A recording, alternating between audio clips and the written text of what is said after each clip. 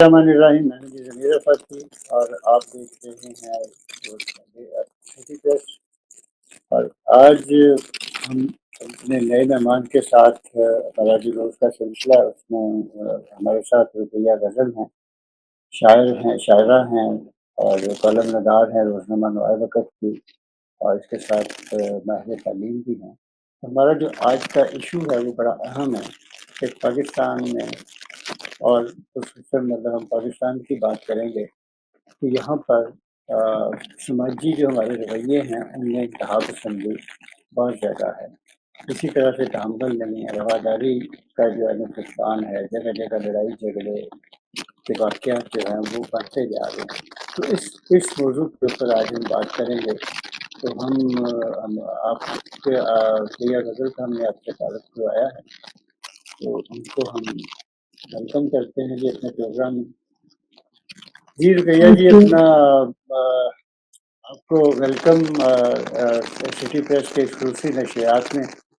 تو گزارش یہ میں کر رہا تھا کہ ہم جو ہمارا جو آج کا موضوع ہے وہ تھا یہی جو معاشرے میں جو بڑھتی ہوئی انتہا پسندی ہے، سماجی رویوں میں جو ہے وہ انتہا پسندی ہے۔ پھر آپ لوگ مارکیٹوں میں چلے گئے، دکاندار جو ہے وہ جس کے ساتھ بات کریں وہ ایسے لگتا ہے کہ ہر بندہ کھانے کو دوڑ ہے۔ تو ہمارے ساتھ ناظرین ہمارے ساتھ ہیں اس وقت رقیہ غزل ہیں، بہت معروف ممتاز شاعرہ ہیں، روزنامہ نوائے وقت سے کالم نگار ہیں، ماہر تعلیم ہیں، اور بھی ان کی کئی خوبیاں ہیں، اور سوشل میڈیا پہ بہت فعال ہیں، اپنی کنٹریبیوشن جو ہے وہ دیتے رہتی ہیں۔ تو ہم اپنے ناظرین کو جو ہے نا رقیہ غزل صاحبہ کو پہلے تو اپنے پروگرام میں جو ہے ویلکم کرتے ہیں۔ بہت شکریہ آپ کا، آپ نے وقت دیا۔ اس موضوع کے حوالے سے تھوڑا سا آپ فرمائیے کہ یہ کیا ہے سوسائٹی میں، مطلب یہ کیا چل کیا رہا ہے؟ بسم اللہ الرحمن الرحیم۔ سب سے پہلے تو میں آپ کا بہت شکریہ ادا کروں گی کہ آپ نے آج اتنے اہم موضوع پہ مجھے اس میں بولنے کا موقع فراہم کیا۔ در حقیقت میں اس وقت سب سے اہم ایشو ہے، بلکہ اگر یہ کہا جائے کہ ہمارے معاشرے میں اس وقت اگر کسی بھی مسئلے کو آپ اٹھا کر کے، کوئی بھی مسئلہ، کوئی بھی ایسا مسئلہ، اس کے پیچھے یہی ہے عدم برداشت۔ تو یہ ایک سب سے اہم ایشو ہے اور اس کا حل کسی کے پاس نہیں ہے، اور ہر گزرتے دن کے ساتھ اس میں اضافہ ہوتا جا رہا ہے۔ تو معاشرے میں کیا چل رہا ہے کیا، وہ تو آپ جانتے ہی ہیں کہ کھلاتے لہجے ہیں اور غیر مؤدبانہ رویے ہیں، اور کسی کا کسی، یعنی کہ جس سے بھی آپ بات کرتے ہیں وہ ایک تنگ ہے، وہ اپنی زندگی سے بھی تنگ لگتا ہے، وہ حالات سے تنگ لگتا ہے، وہ بلکہ ہم ایک دوسرے سے تنگ آ رہے ہیں۔ تو اس کی سب سے بڑی وجہ کیا ہے؟ سب سے پہلے ہمیں یہ سوچنا ہے، دیکھیں ریاست جب اپنے شہریوں کے ساتھ، ریاست جب اپنے شہریوں کے ساتھ امتیازی سلوک برتتی ہے نا، تو اس کا جو اثر ہوتا ہے نا وہ ہوتا ہے معاشرے پر، اور معاشرے کا جو اثر ہوتا ہے وہ ہوتا ہے کسی خاص جماعت پر، اور جماعت کا ہوتا ہے گھرانے پر، اور گھرانے کا پھر چلا جاتا ہے کسی ایک فرد پر۔ تو یہی وجہ ہے کہ جب بات کرتے ہیں ریاست سلوک برتی ہے، امتیازی سلوک، اس میں صرف یہی نہیں ہے کہ وہ صرف یہ جو تقسیم کے معاملات میں برتا جاتا ہے، طبقاتی تقسیم ہے، سیاسی تقسیم ہے، طاقت کی تقسیم ہے، یہ سارا کچھ۔ تو اس کے بعد جب یہ سارا کچھ ہوتا ہے تو اس کے بعد ہم دیکھتے ہیں کہ ایک متشدد رویے ہیں ایک دوسرے کو، جو اصل میں پیچھے سارا اگر ہم دیکھیں تو یہ ریاست ہے۔ آپ کسی کو اچھا ماحول فراہم کر دیں، کسی کو اسکول فراہم کر دیں، راوی چین لکھے، تو کیسے ہو سکتا ہے کہ لوگ جو ہیں وہ ایک دوسرے کو مارنے کو دوڑے؟ کیسے ہو سکتا ہے کہ دماغ سکون نہ پائے؟ آپ نے ایک چیز میں آپ کی بات پہ اضافہ کروں گی کہ آج کل جو ہے نا وہ نفسیاتی امراض بہت زیادہ بڑھ رہے ہیں، اس کی وجہ بھی یہی عدم برداشت ہے، کیونکہ یہاں پر ڈپریشن بالکل بہت زیادہ ہو گیا ہے۔ اس کی وجہ یہ ہے کہ ریاست اپنا رویہ تبدیل نہیں کر رہی، یعنی ان کی طرف سے جو ہے وہ اچھا یہ صرف ہمارے میں نہیں ہے عدم برداشت۔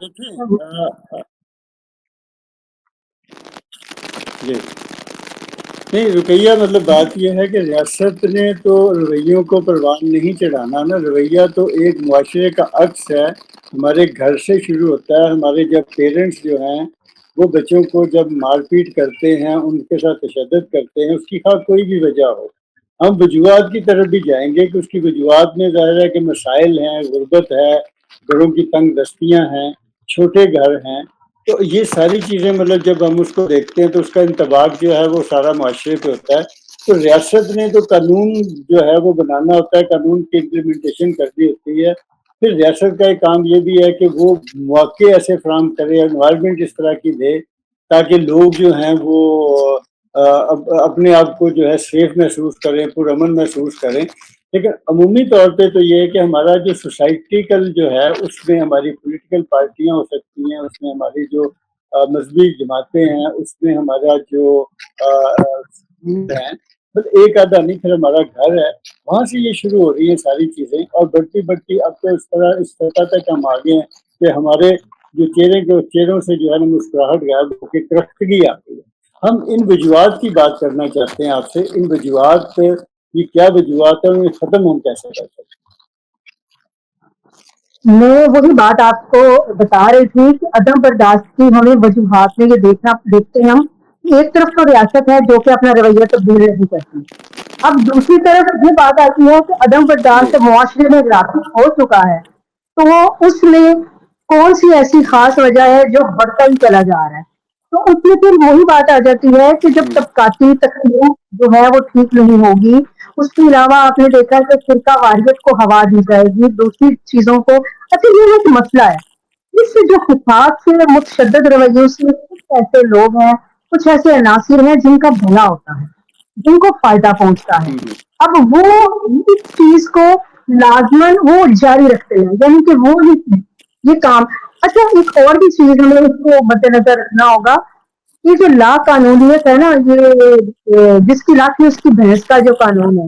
جب ایک فرد جو ہے یا ایک معاشرے کا کوئی جماعت ہے, وہ یہ دیکھتی ہے کہ یہ جی کچھ لوگ ایسے ہیں وہ سرے عام قانون توڑ رہے ہیں, سرے عام سب کچھ کر رہے ہیں, اور وہ کیا اسے وکٹری کا نشان بناتے ہیں, چلے جاتے ہیں, اور ان کا سب کچھ. اس کے بعد وہ سوچتے ہیں ہمارے بھی تو حقوق ہے نا, ہم بھی تو انسان ہے نا, ہم بھی تو یہاں پر ہی رہتے ہیں نا. اچھا وہ اپنا جو غصہ ہے نا وہ نکال نہیں پاتے ان لوگوں کو, وہ ان لوگوں پہ جنہوں نے ان کے ساتھ زیادتی کی ہے, جنہوں نے اس تقسیم کو پیدا کیا. لیکن ایک تو خدا کی تقسیم ہے نا, ہمیں ماننا ہوگا کہ اللہ پاک کی تقسیم جو ہے وہ واضح ہے, وہ ہمیشہ سے ہے. یعنی یہ ایک طبقہ ہے, یہ دوسرا طبقہ ہے, یہ تیسرا ایسے ہے. لیکن اس کو اچھے طریقے کے ساتھ تقسیم کرنے کے لیے حکمران بنانا چاہتے ہیں. جو حکمران جو ہے وہ اس کو اس طرح اللہ تعالیٰ کی دی ہوئی نعمتوں کو اور تمام مسائلوں کو, یعنی وہ بنیادی حقوق جو ہیں وہ سب میں بانٹے جائیں. اگر تو آپ بانٹ نہیں سکتے وہ علیحدہ بات ہے, لیکن اگر آپ بانٹ سکتے ہیں, ہمیں نظر آ رہا ہے, ان سبھی کو نظر آ رہا ہے یہ کر سکتے ہیں, لیکن یہ کرتے نہیں ہیں, یہ اپنے فائدے کو مد نظر رکھتے ہیں. پھر ایسا ہوتا ہے کہ ہم ذہنی طور پر وہ ایک نفسیاتی امراض کا شکار ہو جاتے ہیں, ڈپریشن بڑھ جاتا ہے, اور یہ ہوتا ہے کہ وہ اپنوں کو ہی دیکھیں, اپنے ہی اپنوں کا گلا کاٹ رہے ہیں آج کل. وہ کہتے ہیں نا اس قدر بڑھ گئی ہے عدم برداشت, اب تو خود کو بھی ہم کرتے نہیں ہیں ہم برداشت, تو اب تو ہم خود کو بھی. آپ شاعرہ ہیں, اس کے اوپر عدم برداشت کے اوپر کوئی آپ نے شعر لکھا ہے یا کہا ہے کبھی؟ اگر کوئی کہا میں ہے نے تو ایک دو شعر. ابھی آپ کو سنایا ہے, ویسے تو میرا شعر نہیں ہے, لیکن میں نے ابھی آپ کو سنایا ہے. اس قدر بڑھ گئی ہے عدم برداشت, اس قدر بڑھ گئی ہے عدم برداشت, اب تو کرتے نہیں ہیں خود کو بھی ہم برداشت. تو اب تو ہم خود کو بھی برداشت کریں گے, اب تو ہم خود کو یعنی بھی ایک دوسرے کو برداشت تو نہیں رہتا چیز کی. اتنا بوجھ پڑ گیا ہے کہ اب ہم اپنے آپ کو بھی برداشت نہیں کر رہے, اس قدر یعنی ہم کہ اپنے آپ معاشرے کو بھی کا جو برداشت پریشر ہے وہ اس قدر بڑھ چکا ہوا ہے. جی اتنا بڑھ گیا ہے, اب ہم سوچتے ہیں ہم اپنی ذاتی طور پر بھی. اچھا مجھے ایسا لگتا ہے نا, ہو سکتا ہے کہ جو نفسیاتی امراض کا علاج کرنے والے ہیں وہ کچھ اور اس کو سمجھے, لیکن مجھے ایسا لگتا ہے کہ یہاں پر 70-80% افراد नफ्सियाती हो चुके हैं। अब नफ्सियाती होने के लिए पागलपन के दौरे पड़ना ज़रूरी नहीं होता। ना इस किस्म की बात होती है कि आप कहें कि ये बंदा जो है ये अब इसको पागलखाने में भेजना नहीं। उसका ये होता है कि आप के रवैयों से पता चलता है किसी छोटी-सी बात से। देखिए, अदम बर्दाश्त का सबक तो हमें इस्लाम से मिलता है। अगर ये कि वो आपने बर्दाश्त करना है। आपने एक दूसरे के देखिए हमारे प्यारे नबी अकरम सल्लल्लाहु अलैहि वसल्लम ने किस तरह बर्दाश्त का सबक दिया। उन्होंने तो दुश्मनों की अच्छा ये देखिए उन्होंने दुश्मनों की बातों का बर्दाश्त किया और आजकल आप ये देखेंगे कहा जाएगा कि उसने मुझे गाली दी है, मैंने उसको ईंट मार दी है। अभी हाल ही में मैं एक प्रोग्राम में अच्छा, आप वो इस पे क्या जो हम थोड़ा सा आप हम इस पे बात करते हैं। देखें, मैंने आपसे गुजारिश की थी कि माशरे की जो इकाई है, घर सबसे बड़ा एक अहम एलिमेंट है। हमारी आबादी में जो है वो बहुत ज़्यादा इजाफा हो चुका है, हम आबादी पे काबू नहीं पाना चाह रहे। तो जब एक घर जो है, उस घर में एक बंदा जो कमाने वाला है, अगर वो 10-20 हज़ार 30 हज़ार रुपया कमा रहा है, तो वो बामुश्किल अगर अपना और अपनी बीवी का खर्चा उठा सकता है या एक आधे बच्चे का। लेकिन वहाँ पे जब 6 बच्चे होंगे, 5 बच्चे होंगे, 4 बच्चे होंगे, तो ला मोहल्ला वो ज़ाहिर है एक मुआशी प्रेशर बढ़ेगा। जब मुआशी प्रेशर बढ़ेगा तो अदम बर्दाश्त जो है ना वो भी बढ़ेगी। उससे फिर आगे नफरत का जी। आप देखिए कि वो जब इतने कम पैसे में कराएगा सबसे पहले तो उसकी जो उसका खानदान मुतासिर हो जाएगा। वो अच्छी जिंदगी अपने घर वालों को नहीं दे सकता। और हमारी तो यहाँ पर आबादी अब जो कोरोना गुजरा है तो उसमें इजाफा ही हुआ है। आप वो कहते हैं ना कमी नहीं आई, अगर हम देखें तो उसमें तो बहुत ज्यादा इजाफा हो चुका है। उस हिसाब से फिर एक और चीज देखी कि सारा कुछ बंद हो गया। उसकी बंद होने के बाद जो थे इतने वसाइल नहीं थे लोगों के पास, उसमें जो हुकूमत है उसको चाहिए था कि वो उस चीज को देख के हुक्मरान तो वसाइल सिर्फ हमारे पास थी, दिगर हमारे के पास में ये हाल हुआ था। लेकिन उन लोगों ने उस पर काबू पाया, उन्होंने वो सारा कुछ किया और हम लोगों ने ऐसा कुछ नहीं किया। हम लोगों ने ये नहीं सोचा कि आने वाले वक्त के लिए अगर एक और मैं आपको बात बताऊं, एक और बड़ी वजह है कि इदारे बंद होते जा रहे हैं, फैक्ट्रीज बंद हुई हैं, जितने लोग बेरोजगार तो मेरे इधर में ना सर्विस हॉस्पिटल एक सीधी बात है, वहां के कुछ पता नहीं वो तकरीबन 70 से 80 के करीब अफराद जो है, मुझे उनमें से कोई 10-20 अफराद का मुझे पता दिया है। उन्होंने बताया बेरोजगारी हो गई है और जिंदगी खराब हो गई है, हमें किसी वजह के बगैर निकाल दिया गया है नए लोगों को। अच्छा ठीक है वो यंग लोग हैं, उन्हें उनकी इतनी तालीम भी नहीं थी, उनकी पूरी फैमिली सफर हो गई है, सफर कर रही है इस चीज से। जब सफर करेंगे सब कुछ होगा तो उसका क्या नतीजा निकलेगा। उन्होंने वो बातें सोची हैं जो कि आप और हम नहीं सोचते। यानी अपने घर में मेरे घर में क्या हो रहा है, आप किसी को बिजी तो रखें ना। किसी के दिमाग को अगर आपने खुला छोड़ देना है, आपने उसको ये चीजें देखनी है, फिर वो क्या होगा, वो एक दूसरे पर नजर रखेंगे। आपने भी घर की बात की, जो घर जो होता है वो एक इकाई होता है, फिर वो एक दूसरे को देखेंगे, तुम ये काम क्यों कर रहे हो, तुम ये काम क्यों कर रही हो। फिर हमारे यहाँ पर गैरत के वाकयात आ जाते हैं, फिर एक दूसरे की मारने के वाकयात आ जाते हैं। अब बिजली के बिलों से कितना ज्यादा सब कुछ अब मसला देखिए मैं ये फिर तो वहीं देखिए पर ये आऊंगी। मामला जो है ना, आप गुजारिश सुनिए मेरी कि ये मामला जो है महंगाई है उसमें इजाफा होना है, उसमें कम नहीं होना। ठीक है जी। और इसी तरह से जो बिजली के बिल हैं वो हो सकता है कि अब उसके क्योंकि मुतबादल आ गए, ज़ाहिर है जिनके पास पैसा है वो सोलर लगा रहा है। ये तो वो इशू है, एक मसाइल है, यानी ऐसे मसाइल हैं जो हर घर घर की कहानी है और इन्होंने बढ़ना है। और उसके ऊपर क्योंकि जिद्दत आ रही है, मतलब जदीद आगे दुनिया जो है वो बदल रही है, अब टेक्नोलॉजी का दौर है। ज़ाहिर बात है कि आगे और बेरोजगारी बढ़ेगी और हमारे लोग जो हैं अभी तक अपने आप को उन्होंने प्रिपेयर नहीं किया कि हम वक्त के साथ साथ तब्दील अपने आप को करें। अब देखिए ये माजी से मेरा लेकर आज जी एक ये चीज मैं आपको कहना चाह रही हूँ, ये हम किताब से दूर हो गए, हम उन लिखारियों से जी दूर हो गए हैं जो मुआशरे को नया रंग देते थे। नसीम हिजाजी जैसे लिखारियों से दूर हो गए हैं। मंटो को हमने अच्छा जी ठीक है मतरूक किया, लेकिन वो उसने जब उसने लिखा तो हमें पता चला कि ये वाला चीजें गलत थी। ये चीजें ये लिखाई थी ना, ये हीर रांझा लिखी गई तो हमें पता चला कि ये भी मोहब्बत की कितना ज्यादा असर हुआ। अच्छा, मैंने देखा कि उन लिखारियों की लिखी चीजों पे लोग अपनी जिंदगियां गुजारते थे। और जिसने राजा गीत लिखा, उन लोगों ने लिखा तो उसके बाद पता चला कि हवस क्या है, उसके बाद पता चला मोहब्बत क्या है, उसके बाद पता चला फिर कई ऐसी हमारे पास इतने जो शाहकार हैं जिनके ऊपर आज बात करते हैं देखिए कि उन्होंने क्या दिया, ले ले उन्होंने बहुत कुछ दिया। जब तीरे कामिल हुआ तो उसमें बताया गया असल मोहब्बत क्या है। यानी लोगों का रुझान बदला जाता था, लिखारी अपनी तहरीरों से बदलते थे, अपने अशार से बदलते थे, अपने ख्यालात से बदलते थे, अपने कॉलम से बदलते थे। तमाम चीजें जो है वो इसमें काम करती थी। मुआशरा किताब से दूर हो गया, डिजिटल मीडिया का दौर आ गया, सोशल मीडिया का दौर आ गया, यहाँ पर किताब को कोई समझता नहीं है, कोई इसके ऊपर लेकर नहीं चलता। यहाँ पर तो जो आपने लिख दिया, कह दिया, जिसने भी, यहाँ पर अब जो मर्जी आप जिसको मर्जी भिखारी समझ रहे हैं, जिसको मर्जी आप समझ रहे हैं कि ये आइडियल जो है वो जिंदगी के तरीके बता सकता है। यहाँ पर वो हमने क्यों पैदा कर दिया, एक बेहंगम सा हजूम है जो हमारे सामने वो आ गया। तो मैं भी समझती हूँ अगर मुआशरे में मुसलसल अदम बर्दाश्त बढ़ता जा रहा है, उसकी वजह ये भी है कि अब वो लिखारी वो काम नहीं कर रहे, वैसा काम नहीं कर रहे जैसा उन्हें करना चाहिए। वो भी इस दौर में इस हजूम का हिस्सा बन गए। वो कर सकते हैं लेकिन वो नहीं अब कर। चले मतलब हम क्योंकि वक्त हमारा जो है वो इख्तिताम की तरफ जा रहा है। आपसे हम ये जानना चाहेंगे अपने नाज़रीन को, क्योंकि लोगों को तवक्को होती है कि जो ये लिखने वाले लोग हैं, जो एजुकेशनिस्ट हैं, शायर हैं, ये बड़े एहसास दिल होते हैं, इनके पास इसका कोई इलाज भी होता है। तो इसका हल क्या है? हम किस तरह से माशरे से इंतहा पसंदी या अदम बर्दाश्त जो है वो सोसाइटी में हम एक नॉर्मल माशरा बनाने के लिए आपको, अदब को, अदीबों को, शायरों को क्या किरदार अदा करना?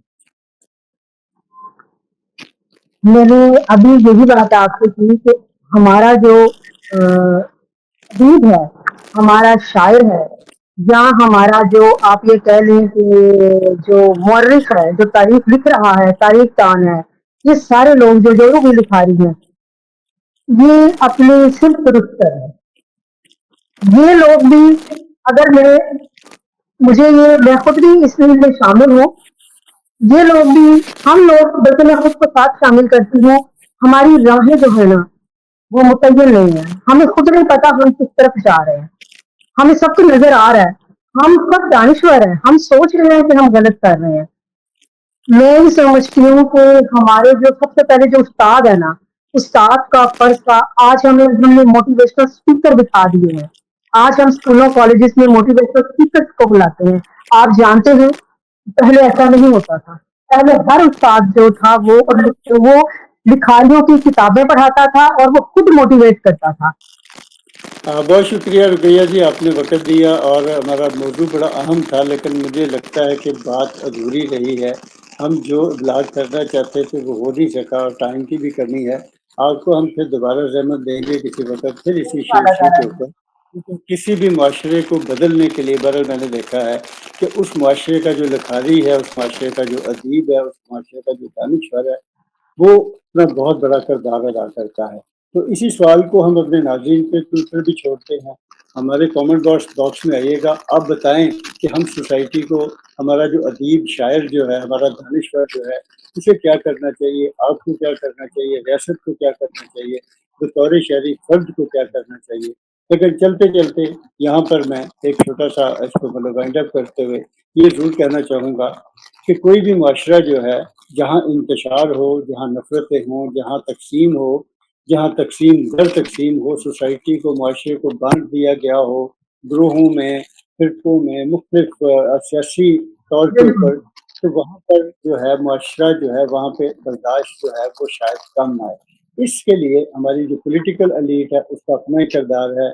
उन्हें अपनी जमातों से जो है तअस्सुब को, शिद्दत पसंदी को, इसे बाहर करना है। इसी तरह से जो हमारा जो मज़हबी सियासी जमातें हैं, उनको अपनी जमातों में से देखना पड़ेगा कि वो जो क्योंकि आज हम इस सतह पे आ गए हैं कि एक हर आदमी दूसरे को खाने को दौड़ रहा है, मारने को दौड़ रहा है, गिरोह हैं, जत्थे हैं, एक दूसरे के ऊपर हमलावर हुए हैं। ये सारी चीज़ें जो हैं ये इंतशार और अनारकी की तरफ लेकर जाते हैं। और आगे सबसे अहम किरदार फिर वही है रियासत का। रियासत का ये काम है کہ پورے ملک میں اچھا ماحول فراہم کرے، انوائرمنٹ جو اچھی ہو، ایٹماسفیئر اچھا ہو، لوگوں کو اپنا جو کتھارسس کرنا ہے، مسائل اپنی جگہ میں غربت میں شاید مطلب یہ بڑھے گی، کم نہیں ہوگی، کیونکہ جس طرح کے ہمارے حالات ہیں، اسی طرح سے مہنگائی ہے، بے روزگاری ہے، اس کا مقابلہ شہریوں کو بھی کرنا، لیکن ریاست کا کام یہ ہوتا ہے کہ وہ ساری چیزوں کو ریاست مساوی طور پر معاملات کو یا مسائل کو بھی مساوی تقسیم کرے، ان کو دیکھے، ہر طبقے تک جو ہے وہ وسائل کو پہنچانے کی کوشش اور کرے، ریاست خود کو مہنگائی پہ تبدیل قابو کرنا ہے. پائے۔ یہ بڑا پیچیدہ سا مسئلہ ہے، اور یہ بڑا پیچیدہ سا مسئلہ ہے، اس مسئلے کو ہے وہ ہم سب کو مل جل کر حل کرنا ہے۔ اگلے پروگرام تک کے لیے مجھے اجازت دیجیے، اور اس کے ساتھ ساتھ یہ کہ ہمارے ساتھ رہی، ہمیں مشاورت کریے۔